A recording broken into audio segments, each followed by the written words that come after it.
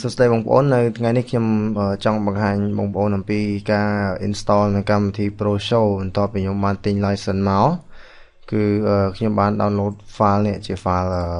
file license របស់វាមកកញ្ចប់តែម្ដងគឺវាមានទំហំ52 មេហើយបើសិនជា file out license ហ្នឹងគឺតែ51មេទេអញ្ចឹងវាខុសគ្នាតាម1មេ license វាហ្នឹងអូខេអញ្ចឹងនៅក្នុង file គៀបនេះគឺខ្ញុំបានគៀបចប់ជាកញ្ចប់ហើយអញ្ចឹងដើម្បី set up វាគឺខ្ញុំត្រូវការពលាតវាចេញយកមកដើម្បី set up អញ្ចឹងគឺខ្ញុំright click ខ្ញុំយកវាថា extract here ណាគឺដើម្បីឲ្យយើងពលាត file នៅទីនេះតែម្ដងតមកវានឹងឃើញនៅ folder មួយដែលជា folder ដូចនឹង Pro Show អញ្ចឹងដែលយើងបាន extract វាចេញមកអញ្ចឹងបងប្អូនគ្រាន់តែបើក folder នឹងមកអញ្ចឹងវានឹងមាន file មួយចំនួនដែលវាណែនាំយើងគឺ file readme នេះreadme នេះគឺវាបង្ហាញយើងអំពីរបៀបប្រើប្រាស់នៅក្នុងកម្មវិធីរបៀបset up វាមិន font support មិនអី font option អីវាមានច្រើនតែប៉ុន្តែខ្ញុំអត់បង្ហាញបងប្អូនអស់អំពីកន្លែងចំណុចនេះទេគឺខ្ញុំបង្ហាញបងប្អូនអំពីការ set up សិនអញ្ចឹងសួរថាតើយើង set up ទៅម៉េចទី1គឺយើងត្រូវនេះចំណុច1ណាគឺយើងត្រូវ disconnect ពី internet ណាចំណុចទី2ទេមិនចំណុចទី1នេះចំណុចទី1គឺយើង run file setup នេះតែម្ដងណាគឺបងប្អូនណាគឺយើង run file setup នេះណាបន្ទាប់មកទៀតគឺយើង disconnect internet ណាគឺយើងបិទ internet សិនបិទ wifi សិនកុំឲ្យ file antivirus អីវាចាប់ទី1គឺបន្តមកទៀតគឺចំណុចទី3ណាចំណុចទី3នេះគឺយើងឲ្យ run key maker នេះ key file maker នេះបងប្អូនណា run key file maker នៅក្នុងនឹងឈ្មោះ key file maker នេះ file នេះបងប្អូនអូខេបន្តមកទៀតគេឲ្យយើង block program in firewall គេឲ្យយើងបិទនៅកម្មវិធី firewall មួយចំនួនណាដែលដូចជាកម្មវិធីចាប់មេរោគរបស់យើងហ្នឹងហើយជា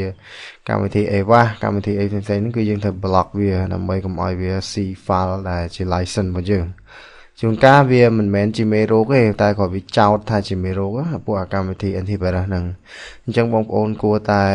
block នៅកម្មវិធី antivirus ចោលបើសិនជាបងប្អូនប្រើកម្មវិធីណាបងប្អូនចេះបិទវាហើយថាតើកុំឲ្យវា see file របស់យើងមិនអូខេដើម្បី install បានគឺខ្ញុំគ្រាន់តែចូលទៅក្នុង folder Pro Show project របស់យើងហ្នឹងគឺយើង right click យើងយក run as administrator ហេតុអីបើខ្ញុំចង់ឲ្យបងប្អូន run as administrator ពីព្រោះថា account computer យើងវាមាន account admin និង account user account administrator មានន័យថាជា account អ្នកដែល control computer យើងទាំងអស់ធំតែម្ដងពេលដែលយើង run ជាមួយនឹង manager យើងធំគឺយើងមានអាចនិយាយបានថាគឺយើងមានសិទ្ធិគ្រប់គ្រាន់នៅក្នុងការ run នៅកម្មវិធីហ្នឹងអញ្ចឹងខ្ញុំចុច run as administrator មកបន្ទាប់មកកម្មវិធីហ្នឹងវានឹង run install តែម្ដងអញ្ចឹងបងប្អូនត្រូវបិទ internet ឲ្យហើយណាមុននឹងបងប្អូន installអូខេអញ្ចឹងវា load មកហើយខ្ញុំចុច next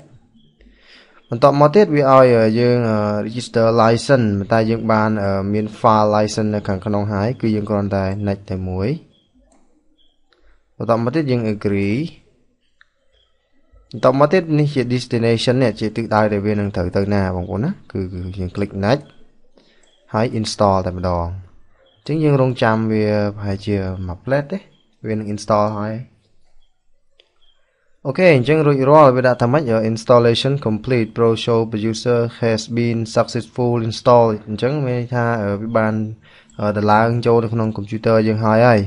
អញ្ចឹងខ្ញុំចុច finish ប៉ុន្តែវាទាមទារឲ្យខ្ញុំ restart computer អញ្ចឹងខ្ញុំនឹង restart វានៅបន្តិចទៀត